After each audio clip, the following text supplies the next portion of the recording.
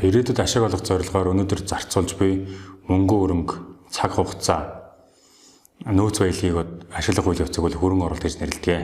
За хөрөнгө оруулалтын одоо үндсэн зорилго нь бол ирээдүйд ашиг олох, мөнгө хөрөнгөө нэмэгдүүлэх ийм зорилготой байдаг. За хөрөнгө оруулалтыг бол одоо уламжлалт бус эрсдлэгтэй, эрсдэл багтаа гэх мэтэр бол олон ангилдаг. За та бидний сайн мэдэх ноогдол ашигын хүүний орлого, ханшийн зөрүүний орлого. За эдгээр нь бол уламжлалт хөрөнгө оруулалтын хэлбэр тогтдог. Уламжлалт бус хөрөнгө оруулалтын хэлбэр гэдэгт бол хувьцаа, бонд, за бусад төрлийн одоо үндсэн хөрөнгөнд оруулж байгаа хөрөнгө оруулалтыг одоо нэрлэдэг. За шилдэг, сайн судалгаатай хөрөнгө оруулалт бол мөнгө хөрөнгө өсгөх хамгийн шилдэг арга юм аа.